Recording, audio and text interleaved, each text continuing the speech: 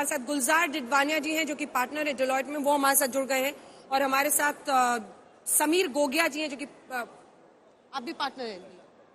चलिए ठीक है, डायरेक्ट टैक्स पर आपसे और इनडायरेक्ट टैक्स पर आपसे बातचीत मुझे करनी है, लेकिन उससे पहले जल्दी से दिखा देते हैं कि सरकार की तरफ से ही अब आप देखिएगा कि बजट सामने आया है। एक के बाद एक तमाम केंद्रीय मंत्री पहुंचेंगे ये कहने के लिए कि बजट वाह है, जनता क्या कहती है वो भी हम आपको सुनाएंगे, क्योंकि जीआईपी मॉल से आप हमारी ये विशेष पेशकश देख रहे हैं। लेकिन सबसे पहले आइए आपको सुनाते हैं क्या कह रहे हैं सरकार की तरफ से केंद्रीय मंत्री गिरिराज सिंह।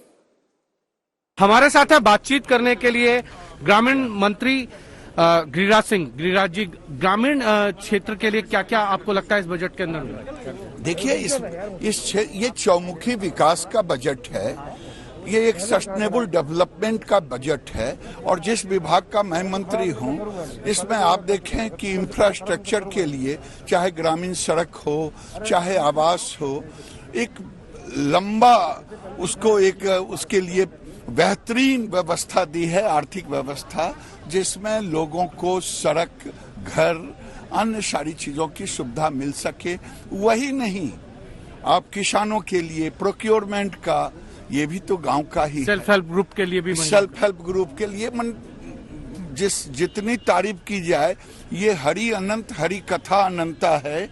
जिसकी रही भावना जैसी, देखी तीन तैसी। ये कांग्रेस के लोगों को पूछिएगा, ये लोग तो कह रहे थे जब एक देश एक कानून बना जीएसटी तो कह रहे थे देश बुड़ जाएगा। आज देखिए सर्वाधिक जीएसटी में आया है कलेक्शन। तो ये ईमानदार करदाता का ईमानदारी से इस बजट में सारे प्रावधान रखे। मनरेगा के लिए क्या रहा? मनरेगा के लिए तो सब दिन से, जहां ये 34,000 करोड़ था, मनरेगा के लिए तो जितना पैसा पिछले वर्षा वाला करोड़ हम लोगों किया, इस बार कर रहे हैं। मनरेगा के लिए भारत सरकार का खजाना ऑलवेज खुला। Manufacturing, communication and robust tax base. So I compliment the Prime Minister and the Finance Minister. Sir, also people wanted to know what the government was going to do about, say, digital economy, like digital assets, like that is also being... That is there. Plus, the most important, digital currency has been permitted. You know it very well. Therefore, we are very happy about it. Thank you. और आने वाले समय में आने वाली नए सिरे की जो चुनौतियां हैं, उनको पहले से ही इसमें समाधान दिया है।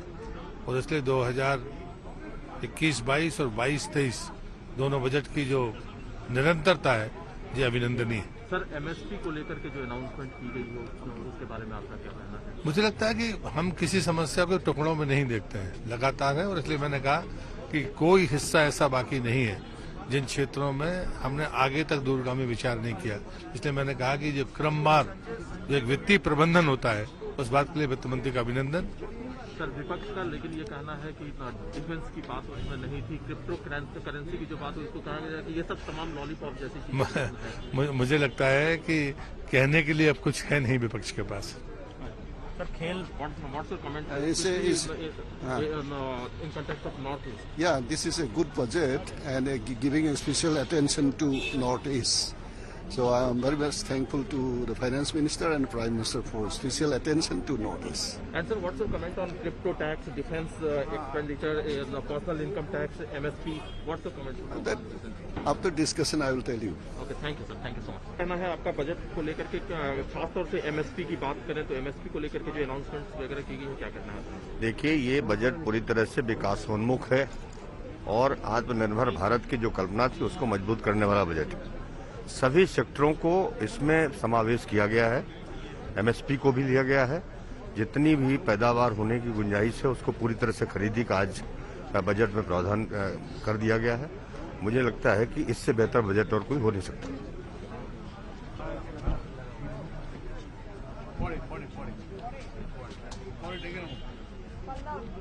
कौन कौन बोलेगा सर? थोड़ा सा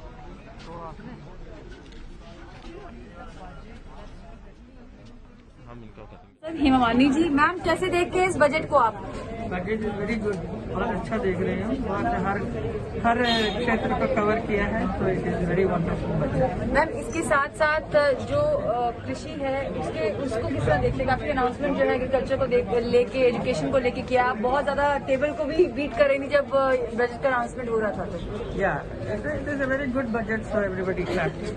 मैम इसके साथ साथ इसका इम्पैक्ट यूपी में पड़ेगा? आपको लगता है कि चुनाव में बजट का इम्पैक्ट जरूर पड़ेगा।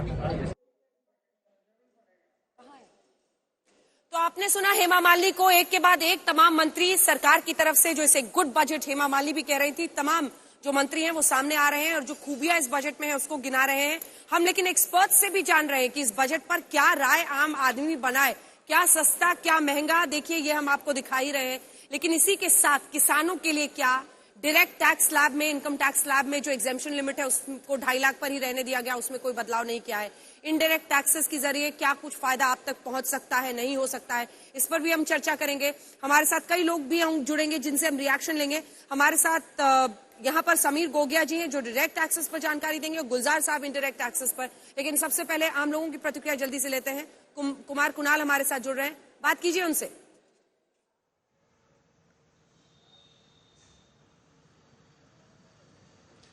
देखिए अंजना, यहाँ पर हम मुजफ्फरनगर में हैं और ये उत्तर प्रदेश का वो इलाका है जो चुनाव में भी जा रहा है और किसान आंदोलन से सबसे ज्यादा प्रभावित हुआ। यहाँ तमाम अलग अलग किसान हैं, साथ में किसान नेता राकेश टिकैत भी हैं हमारे साथ। उनसे हम सीधे पहली प्रतिक्रिया लेते हैं। जो बजट में कृषि सेक्टर को मिला है, क्या आपको लगता है कि वो से आप संतुष्ट हैं? क्या जो 2.73 लाख करोड़ कहा गया है कि डायरेक्ट ट्रांसफर होगा, नहीं किस चीज में ट्रांसफर करेंगे? वो डायरेक्ट कर्जे में करेंगे, फसल के रेट में करेंगे, कहीं में करेंगे ट्रांसफर। वो उसी में ही ऑर्गेनिक पे जितना देंगे वो भी उसी में दिखाएंगे। जो सोलर पे इंडस्ट्रीज को देने की उन्होंने बात करी वो भी उसी में ही दिखाएंगे। वो कर्जा उसमें शायद दिखाने की कोशिश करेंगे। वो इरिगेशन में जो 4 नदियों का जोड़ने का प्रोग्राम है वो भी उसी में ही दिखाएंगे। हमने तो कहा कि आप एमएसपी पे गारंटी कानून बना दो, वो तो बना नहीं रहे। ये कह रहे हैं कि हम डिजिटल उससे किसान के उसको जोड़ेंगे। हम कह के जोड़ो, हम तो पिछले 7 साल से कह रहे हैं। जब से प्रधानमंत्री का पायलट प्रोजेक्ट आया डिजिटल इंडिया कैंपेन वाला, हम तो कहा कि जोड़ो उसको। जो किसान 1 साल में अपना भुगतान लेता है गन्ने का या दूसरी फसलों का, उसको जोड़ दो आप उससे। भाई हम 14 दिन में, गन्ना एक्ट में ये है कि 14 दिन में भुगतान होगा। क्यों होगा 14 दिन में भुगतान? डिजिटल इंडिया आ गया ना, तो उससे जोड़ दो हमें को भी। अच्छा, बाकी जो भी किसान हैं यहाँ उनसे भी हम बात करते हैं। क्या आप लोगों की मांगे? क्या आपको गन्ने की कीमत के बारे में बोल रहे हैं, लेकिन अगर सीधे खाते में पैसा आ रहा है तो अच्छा है ना? नहीं तो सीधे खाते में पैसा आना चाहिए ना। जैसे गन्ना हमने डाला उधर किसान के खाते में पैसा आ जाना चाहिए। 14 दिन का क्यों करें? कह रहा आता तो नहीं किसी का। 11 महीने मारा। कई बजाज मिल की कई मिल ऐसी है जो पिछले साल का भी पूरा बकाया है, नहीं दे पा रही सरकार, झूठ बोल रही। अच्छा, ये चुनाव तुरंत अब सिर पे है, 10 तारीख को है, तो क्या लगता है क्या कि किसानों की जो मांग थी वो अगर पूरी नहीं होती है तो उसका असर पड़ेगा चुनावों पर भी? नहीं, जब लोग परेशान होंगे तो कहीं ना कहीं असर तो पड़ेगा ही थोड़ा बहुत। जब लोगों को परेशान कर दिया सरकार ने तो कहीं ना कहीं तो कुछ असर पड़ेगा। तो ये है। लेकिन अंजना, हम राकेश टिकैत से दोबारा पूछते हैं कि ये तमाम चीजें हैं, इसको क्या आप लगता है कि एक तरीके से चाहे एग्रीकल्चर सेक्टर को कितना भी दे दे सरकार, आपकी तकरार हमेशा रहती है? मैं कह रहा कि बैठ जाओ, आ जाओ, बैठ के कर लेते हैं। कहाँ दे रहे वो बता दो ना, दे कहाँ रहे? हम तो कह रहे कि जो हमारा भाव है वो दे दो, वो तो दे नहीं रहे। जो हमने फसल अपनी उसको डाल ली, हमने कहा कि उसको डिजिटल उससे जोड़ दो आप हमारे, वो तो जोड़ दे रहे और कह रहे जी हम दे रहे। जी भाई कहाँ दे रहे हैं वो भी तो बता दो।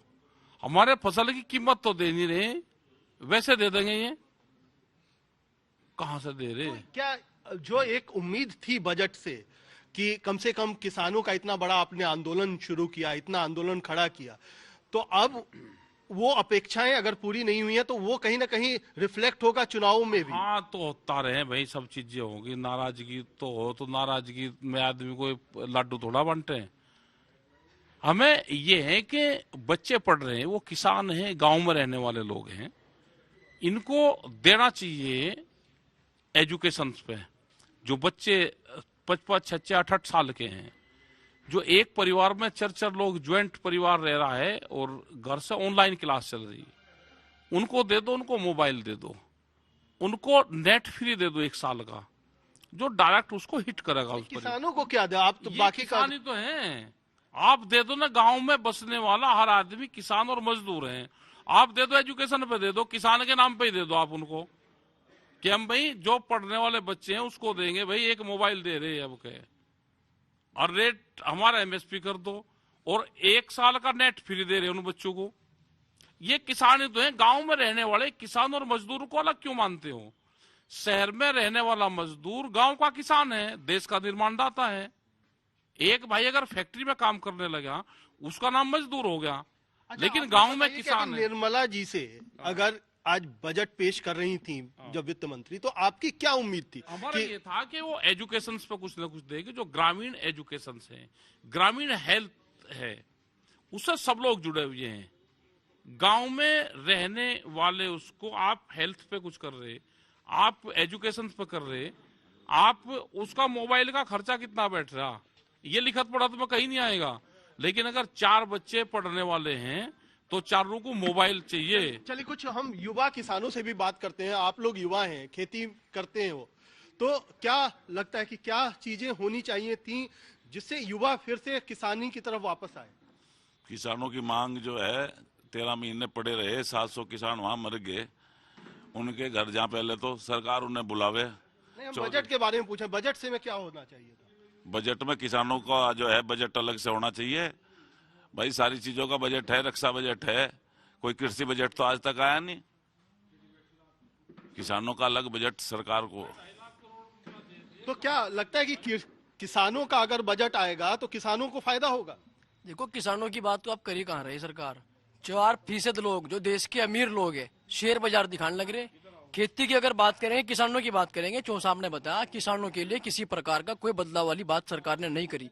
जिस हालात में किसान पड़ा था उसी हालात में किसान है। हम तो 2 गुनी की बात कर रहे हैं, आज 2 गुनी करने की बात करी थी 2022 आ लिया, बताओ 2 गुनी आई कहाँ हुई? आप बात कर रहे थे गन्ना भुगतान की, प्रधानमंत्री देश के प्रथम व्यक्ति होते हैं जो ये कह रहे, कहने के 14 दिन में गन्ने का भुगतान होना चाह। अब तक अगर प्रधानमंत्री की बात पे किसी उत्तर प्रदेश की किसी मिल ने अमल करा हो तो बताओ मुझे, एक मिल बता दो जिसने 14 दिन में गन्ने का भुगतान करा हो। ठीक है, साहब ने इस बात को बार बार उठाया। आप जहां किसान अपना कंटे पे गन्ना तोल रहा, आप वहीं का वहीं उसका गन्ना का वेट करो और वहीं पे वहीं भुगतान कर दो।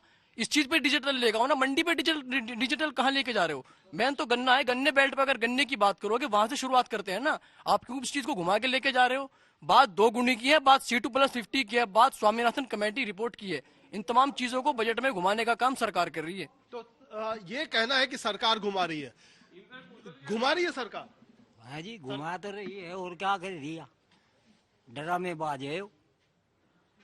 हाँ, कुणाल, होना चाहिए था, क्या होना चाहिए था? किसान को दे इतनी वो जो उनसे रात दिन कमा रहे। जी अंजना। कुणाल, एक सवाल पूछिए। वहां राकेश टिकैत जी आपके साथ बैठे हुए हैं। गृह मंत्री अमित शाह जब पश्चिमी उत्तर प्रदेश में अपना प्रचार कर रहे हैं तो अक्सर ये कह रहे हैं, क्योंकि गन्ना के भुगतान को लेकर किसानों में बहुत शिकायत है। उन्होंने कहा है कि अपने इलेक्शन मैनिफेस्टो में हम डालेंगे कि अगर भुगतान वक्त पर नहीं होगा तो फिर ब्याज के साथ उसका भुगतान किया जाए।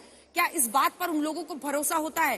ड्रोन्स के जरिए किस तरह से क्रॉप्स के मैक्सिमाइजेशन, उसके साथ इन पेस्टिसाइड के छिड़काव के लिए बहुत सारी चीजों की बात हुई है। जो एमएसपी है उसके लिए निर्धारित किया गया है, जो डायरेक्ट बेनिफिट ट्रांसफर जिसका किया जाएगा। इन दोनों पर पॉइंटेड सवाल उनसे पूछ लीजिए।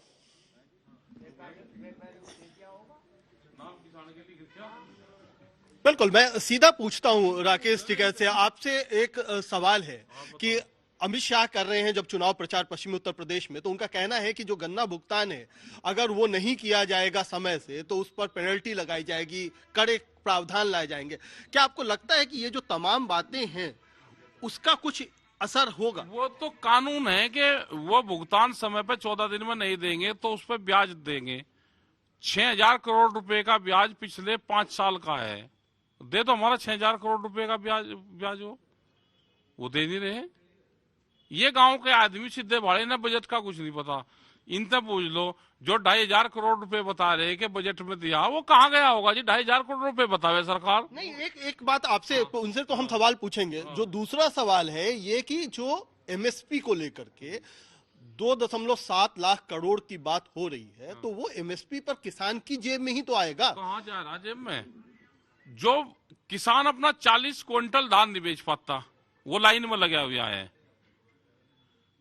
20,000 क्विंटल, 30,000, 40,000 क्विंटल एक व्यापारी सस्ते में खरीद करके कहां बेचता है? वो मंडी हमको बता दो भाई। व्यापारी सस्ते में खरीदेगा, ट्रक में लोड करेगा, फिर उसको बेचेगा। वो मंडी कहाँ है जहां पे व्यापारी 40,000 क्विंटल बेचता है? वो व्यापारी बेचता है। अच्छा, एमएसपी से अंजना बात करना चाहती हैं, आप ये लगा लें। ठीक है, थोड़ी देर में हम लोग उनके पास चलेंगे, आप कनेक्ट कीजिए उनको। सभी लोग हमारे साथ जुड़े हुए हैं। ठीक है, जुड़ गए हमारे साथ। ये जो बड़ी बातें हैं उस पर जल्दी से अगर आपसे टिकैत साहब रिस्पांस ले ले, क्योंकि यहां से भी अगर किसी को सवाल करना, प्रभु जी, सिद्धार्थ आप भी पूछ सकते हैं राकेश जी से सवाल।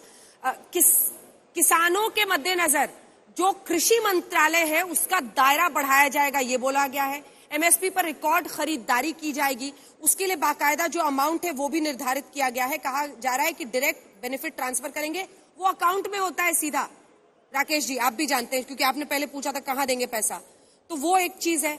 दूसरा, ड्रोन्स के इस्तेमाल की बात कर रहे हैं। तीसरा, जिसमें मैं प्रतिक्रिया चाह रही थी, ये ब्याज वाला, कि अगर गन्ने का भुगतान वक्त पर नहीं होगा तो ब्याज दरें देनी पड़ेंगी, ये सुनिश्चित हम करेंगे। इस बात को बीजेपी और गृह मंत्री कह रहे हैं हम अपने बीजेपी के मैनिफेस्टो में डालेंगे। इन सब पर आपकी प्रतिक्रिया सिलसिलेवार ढंग से, राकेश जी।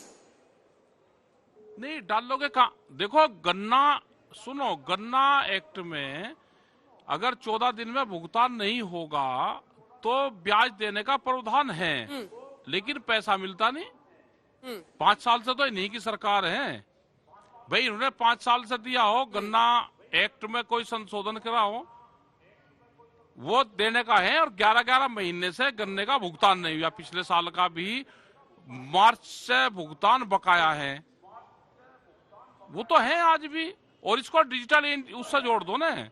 ये डिजिटल की बात करें, हमने हर बार डिजिटल की बात करी है। हमने कहा है कि जो 23 फसलें हैं इसको डिजिटल से जोड़ दो आप। रहा ये कि एमएसपी पे खरीद करेंगे, एमएसपी पे खरीद किसान को लाभ सीधा जब होगा जब एमएसपी गारंटी कानून बन जाएगा, क्योंकि सस्ते में कोई व्यापारी नहीं खरीद पाएगा। ये क्या करते हैं कि सस्ते में खरीदते हैं, एमएसपी पे बेचते हैं, ये किसान को बड़ा नुकसान है। और ये करीब, ठीक है टिकैत साहब, 2.37 लाख करोड़। एक सेकंड सर, एक सेकंड सुन लो तो, आप सवाल तो सुन लो सर, धैर्य रखो। गेहूं और धान दोनों के किसानों के लिए कह रहे हैं कि 2.37 लाख करोड़ का जो एमएसपी का है वो डायरेक्ट पेमेंट हम उनके अकाउंट में करेंगे। मतलब इससे पहले भी हम लोगों ने दिखा था, जो कुछ योजनाएं हैं किसानों को आता था पैसा, फिर मैसेज आता था कि भाई इतना पैसा आपको पहुंच गया है। वही डायरेक्ट पेमेंट की बात वो कर रहे हैं। 2.37 लाख करोड़ धान और गेहूं के किसानों के लिए अच्छा ये आवंटन किया गया है। एक रामपुर डिस्ट्रिक्ट है, रामपुर डिस्ट्रिक्ट है यही आपके दिल्ली के नजदीक एक रामपुर डिस्ट्रिक्ट है, मुरादाबाद से पहले। वहां पे 11,000 फर्जी किसान बनाए। 11,000 एक जिले में फर्जी किसान। अगर ये 11,000 फर्जी किसान बनाकर वहां पे बेच सकते हैं एमएसपी पे, तो ये पूरे देश में बेचेंगे। आप एक बार जांच कर लो उसकी, एक बार रामपुर जाओ जरूर, ना हो तो मैं दस्तावेज दे दूंगा उनके। जो ये कितने फोन बिकते हैं सिम, एक सिम से एक बार ये कॉल करेंगे, किसान का रजिस्ट्रेशन करवाएंगे उसपे। टिकैत साहब, आप नहीं आप तो मुजफ्फरनगर रहते हो ना, सारे मैं कह रहा कि रामपुर का हमने डाटा निकाला था अकेले मैं तो सब जगह, हम तो सब जगह रहते हैं, हमने एक जगह का डाटा आपको दिया। आप एक जगह का ही आप डाटा निकाल लो, तो यही फर्जीवाड़ा सब जगह है। ये सिम कार्ड खरीदते हैं कंपनियों से, क्या उनसे एक फोन करते हैं, अच्छा, उससे रजिस्ट्रेशन करवाते हैं, ठीक है, और उसी से ही ये पूरा उन्हीं के खातों में पैसा घूमेगा। आप देख लो, एक बार जांच कर लो। एमएसपी गारंटी कानून बन जाएगा तो ये फर्जीवाड़ा रुक जाएगा, नहीं तो बहुत बड़ा फर्जीवाड़ा है ये। एमएसपी के नाम पे, और व्यापारी इसमें ज्यादा इन्वॉल्व हैं, व्यापारी, अधिकारी और नेता, ये सब इसमें लगे हुए हैं। और डिजिटल से जोड़ जल्दी से राकेश जी, एक और सवाल है, बहुत इंटरेस्टिंग सवाल है मेरे पास। ठीक है साहब, एक सेकंड रुकिएगा, जल्दी से एक रिएक्शन सिद्धार्थ। ये रेड में पूरा मार्केट पहुंच गया, ये क्या हो गया है, इसका क्या मतलब है? देखिए 190 फंड डाउन, वो सेंसेक्स और नीचे निफ्टी भी देखिए 67 डाउन। दो कारण है। एक तो फाइनेंस बिल में कोई क्लॉज पड़ा गया है जो हमारी जानकारी में नहीं आया है, ऐसा कई बार ही होता है। दूसरा, मुझे लगता है कि क्रिप्टो और स्टॉक मार्केट में एक संख्या समान लोगों की है जो इन्वेस्ट करते हैं, तो यहाँ 30% का नुकसान है, शायद उसकी एडजस्टमेंट हुई है। 1% टीडीएस भी है। हाँ, तो बहुत बड़ी चेंज नहीं है, but the devil is always in the fine print. Anjana ji, आप तो कवर करते हैं, कई बार होता है कि कई चीजें एक्सपेक्टेशन होती हैं कि गवर्नमेंट से पॉजिटिविटी की एक्सपेक्टेशन होती है, जब मार्केट 1000 पॉइंट्स की उछाल एकदम जीरो पे आ जाना, पहले 2 घंटे में कहीं ना कहीं पे। नहीं सिद्धार्थ, मैं आपसे ये पूछूंगा, पिछले 10 दिन से इतना गिर रहा है, 3000 पॉइंट गिर चुका है कम से कम। आप एक दिन में उम्मीद करेंगे कि इतना बढ़ जाएगा 1000, वो भी पिछले से कवर नहीं हो, क्योंकि उम्मीदें थी। जो कुछ लोग, जैसे आपने कहा कि माइन्यूट डिटेल पता नहीं कहाँ है, details are in the devil, तो कैसे बल जब आएगा। इस बजट में पहले पूछा था कि बड़ी बात क्या है, हेडलाइन क्या है। देखिए, क्रिप्टो वाला एक जस्ट बोलूंगा, सबसे बड़ा विषय जो अभी सोशल मीडिया, क्योंकि डायरेक्ट हमें फीडबैक मिलता है, लगभग 2.25 लाख ट्वीट क्रिप्टो करेंसी के विषय पे, क्रिप्टो करेंसी पे। क्रिप्टो में एक बात और है, ये भी याद रखिएगा। एक सेकंड, टिकैत साहब जुड़े हुए हैं ना, टिकैत साहब रहिएगा, एक सवाल लेकर आ रही हूँ आपके पास। क्रिप्टो की बात जो है ना, जैसे बार बार आप कह रहे हैं क्रिप्टो के, सोशल मीडिया वाले तो ऐसे जो डिजिटली कनेक्टेड रहते हैं, डिजिटल एडिक्शन भी, तो हाथ में डेटा आपको बेरोजगार होने का भी एहसास छुड़ा देता है। क्रिप्टो में हाथ में डेटा रहे तो बस सोशल मीडिया पर इधर से उधर उछाल मारते रहिए। एक क्रिप्टो में जो बड़ी बात होने वाली है, आपने 30% टैक्स तो लगा दिया, टैक्स किसके ऊपर लगाएंगे? मेरे को जब तक मैं ये बताऊंगा मैंने कितने में खरीदा, जब बताऊंगा कितने में खरीदा तभी टैक्स लगाओगे ना। कहाँ से खरीदा ये सवाल जब इनकम टैक्स वाले पूछना शुरू कर देंगे तो क्रिप्टो का पूरा हिसाब बराबर हो को लेकर भी इंटरेस्टिंग इतनी चर्चा है, किसानों को लेकर भी है। टिकैत साहब का भी चेहरा दिखाते दी रही है ताकि वो कटे नहीं। जल्दी से सिद्धार्थ, एक छोटा सा सवाल, क्या जब आप बजट में ऑफिशियली कोई रेगुलेशन लाने आप बात नहीं कर रहे हैं, लेकिन आप उस पर टैक्स, उस पर कमाई पर टैक्स, तो एक तरह से सरकार ने उसके एग्जिस्टेंस को कबूला है लेकिन उसको रेगुलेट नहीं कर रहे, ऐसा माने?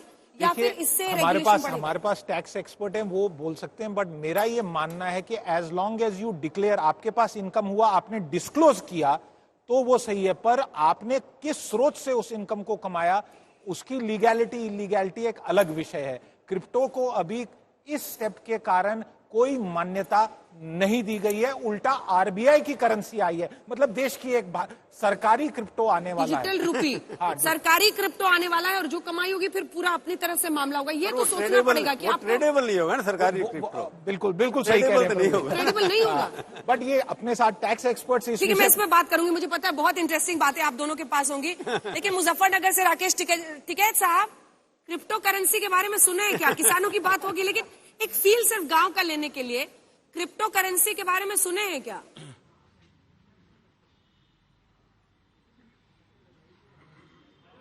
ये आज ही सुना हमने, तो ये नई करेंसी आओगी कोई देश में। अच्छा, अभी ना सुने, सिर्फ वो डिजिटल उससे चलेगी आप आपस में ही।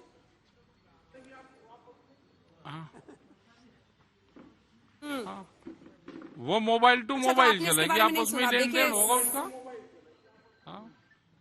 टिकैत साहब, आपसे छोड़ के सिद्धार्थ से मैंने बात की और देखिए हरा हरा हो गया पूरा मामला। क्या है ये समझ नहीं आ रहा मुझे, बाजार का खेल।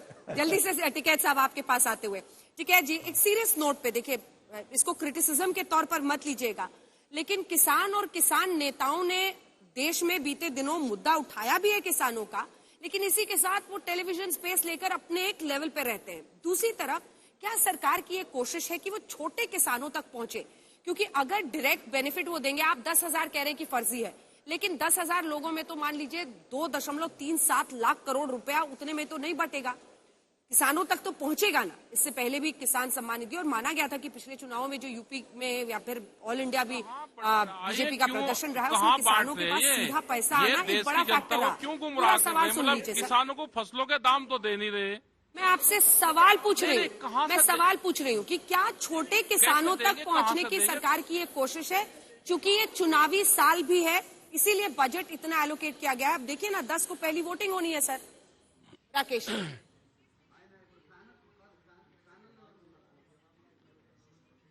हम ये कह रहे हैं कि देश में छोटा ही तो किसान है, बड़ा किसान है कहाँ? आप बड़ा किसान किसको कहते हैं और छोटा किसको कहते हैं? भाई देश में तो अगर उत्तर प्रदेश की बात करें, यहाँ पे उत्तराखंड की बात करें, हरियाणा की बात करें, तो ये छोटा ही तो किसान है, यहाँ पे बड़ा कहाँ है? भाई बड़ा किसान तो कंपनी तो हो सकती है, यहाँ किसान तो कोई बड़ा है नहीं। यहाँ तो छोटे किसान की बात होती है, यहाँ तो किसानों की भी बात होती है जो भूमिहीन किसान जिसको कहते हैं, बड़े किसान होते हैं ना जिनके खेतों में, जो मजदूर हैं, जो मजदूर शहरों में हैं। जी जी सर, आपने कहा मजदूर हैं वो भी किसान हैं। ऐसे बड़े किसान हैं ना जिनकी खेतों में ऐसे मजदूर काम करते हैं, जिनके खेतों में वो अपना श्रम, अपना पसीना बहाते हैं। ऐसे है ना बड़े किसान जिनके पास जमीन है, जिनके पास तमाम पहले मजदूर की आप परिभाषा समझ लो।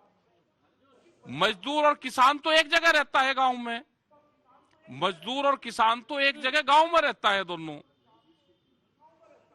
वो तो किसान के वहां पे काम करता है, छोटे बड़े किसान के वहां पे नहीं करता काम। खेती कर रहा है, इससे तय होता है ना बड़ा किसान छोटा किसान है। जो गांव में किसान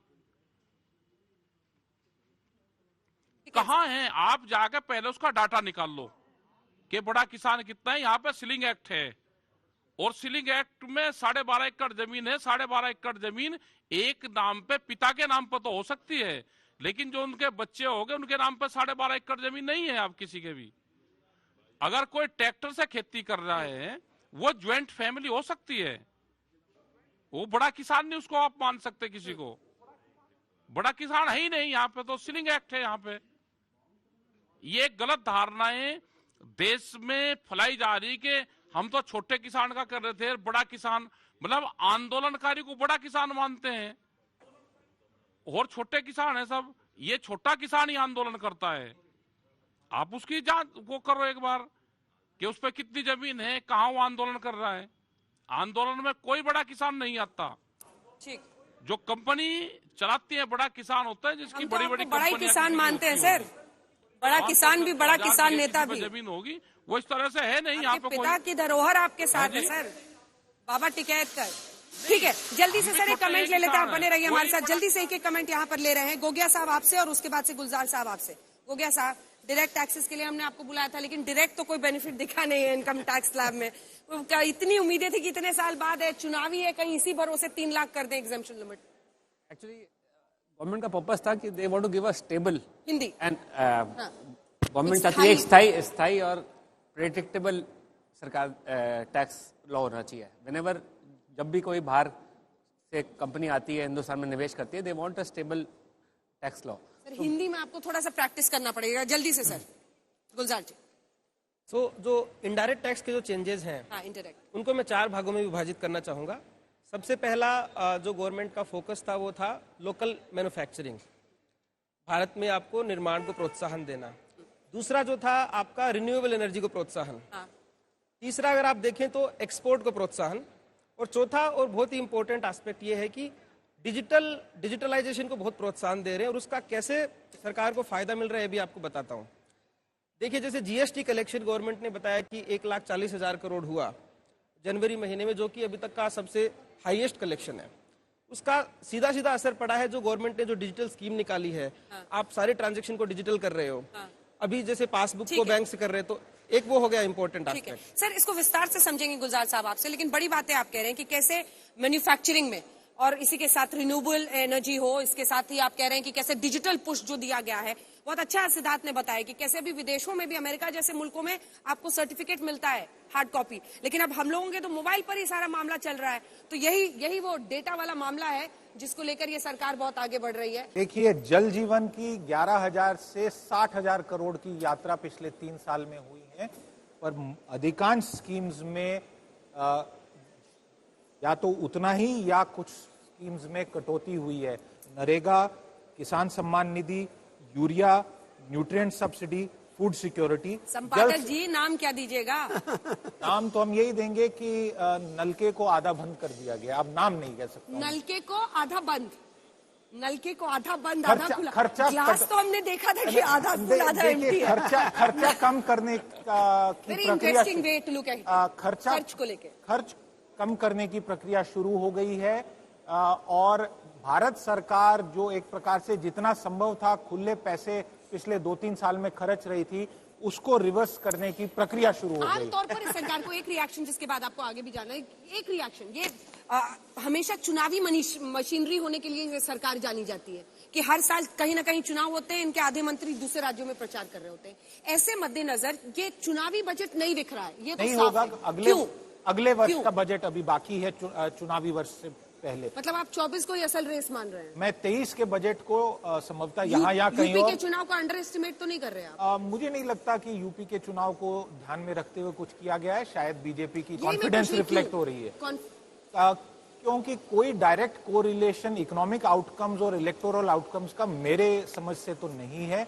और जहां तक यूपी में अगर इकोनॉमिक पेन हुई थी उसको काफी हद तक ऑलरेडी मीट किया गया। यूपी का चुनाव आप ये बेहतर जानते हैं एक डिफरेंट डायरेक्शन और डिफरेंट डिबेट के दम पे लड़ा जा रहा है। आर्थिक इश्यूज पे अभी तक कोई चुनाव हारा गया है ऐसा मेरी समझ से नहीं। मतलब आप ये सीधा कह रहे हैं कि उनके पास राष्ट्रवाद है ना, फिर बजट की क्या जरूरत है?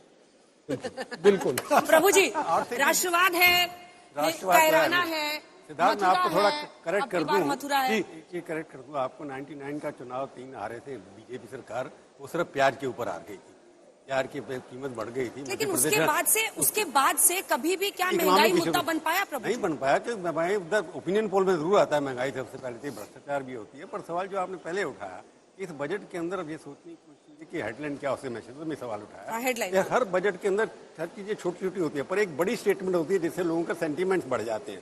इस बजट के अंदर कोई बड़ी स्टेटमेंट एक नहीं आती कि हाँ वाओ बजट। मैं ये कहूंगा कि अगर पढ़ें इसको डिटेल से तो ये है गुड फॉर फ्यूचर बजट है। ये slow and it is good for future budget, not good for today.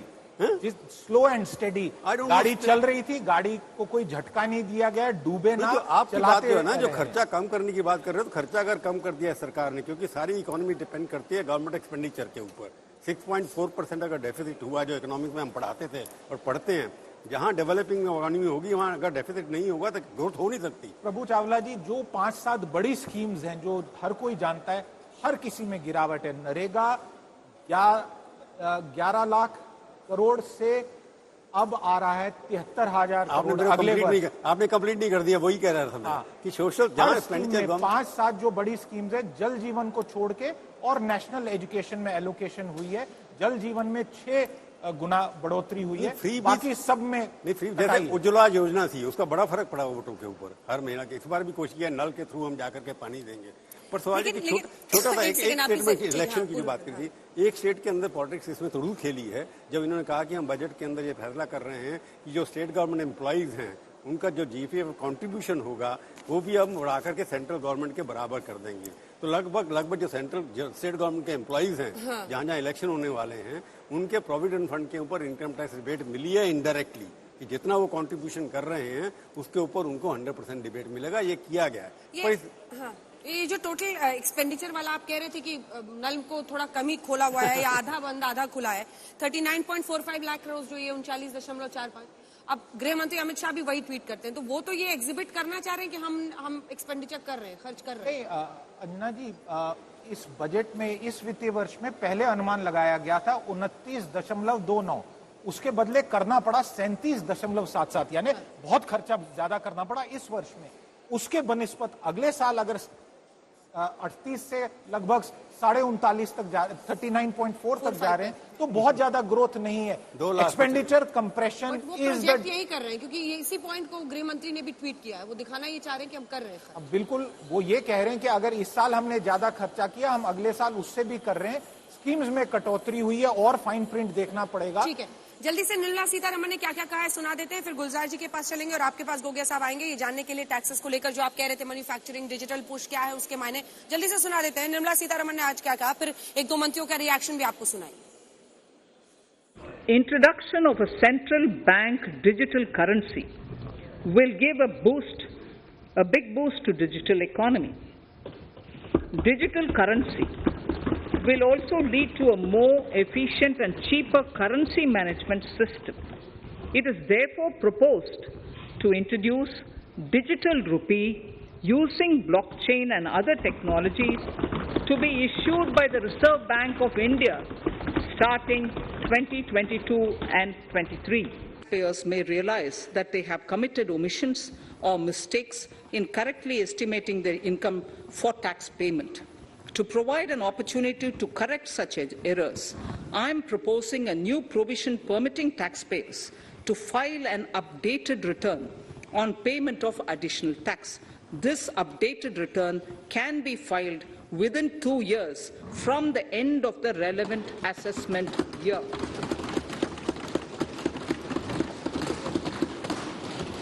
Honourable Speaker, sir, presently, if the department finds out that some income has been missed out by an assessee, it goes through a lengthy process of adjudication.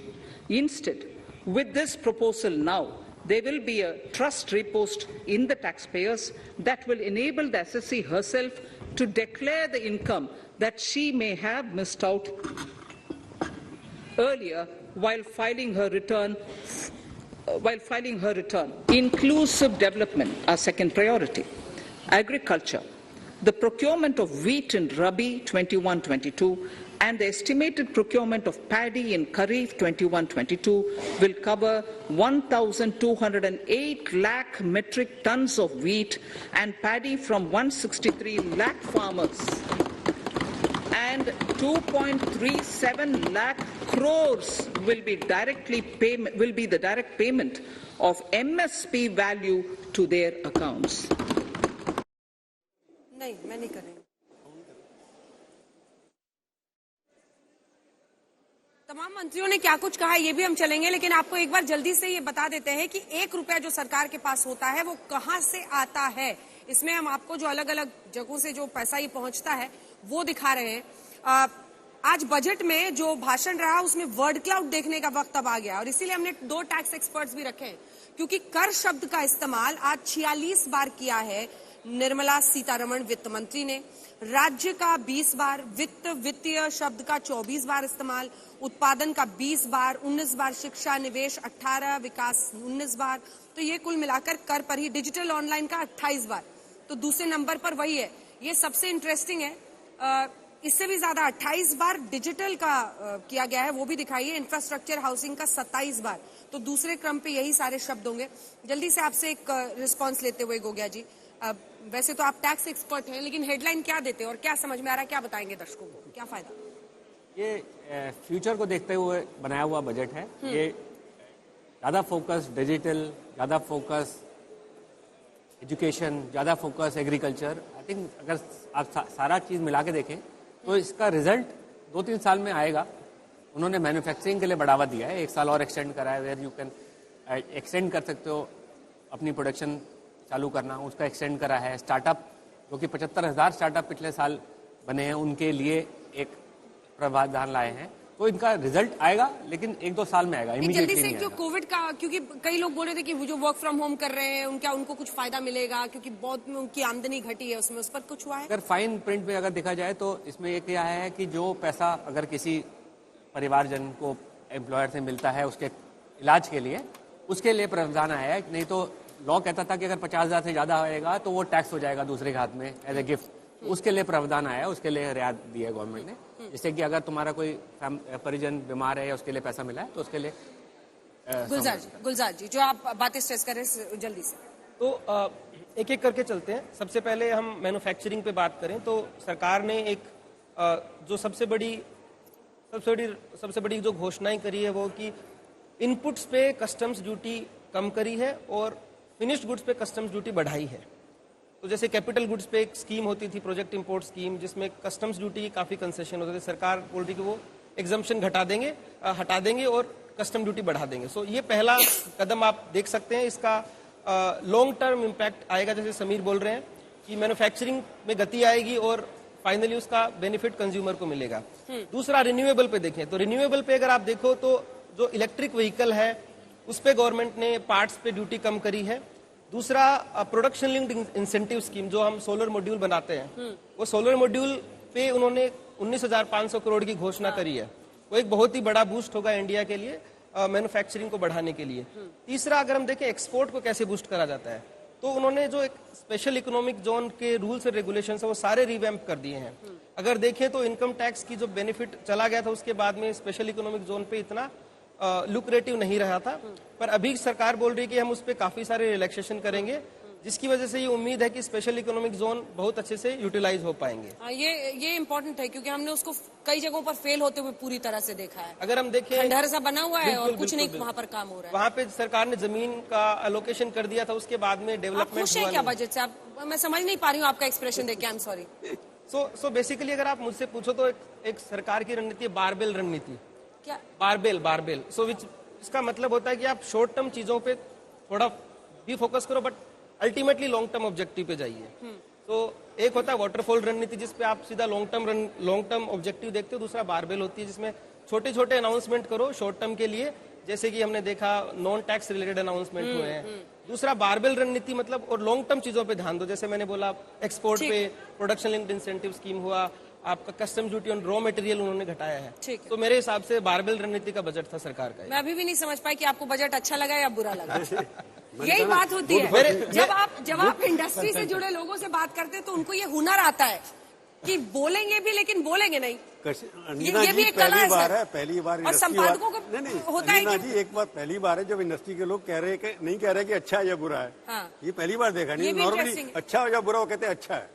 Rahul Gandhi की तीखी प्रतिक्रिया आई है, जिसमें वो कह रहे हैं कि आम आदमी को कुछ भी नहीं मिला है इस बजट से, गरीबों के लिए कुछ भी नहीं किया गया है इस बजट से। राहुल गांधी ने दरअसल ट्वीट करके कहा है कि आम लोगों के लिए इस बजट में कुछ भी नहीं है। राहुल गांधी का ये ट्वीट, जिसमें उन्होंने आलोचना की है इस बजट की, और उनका ये कहना है कि इस बजट में कुछ भी नहीं है।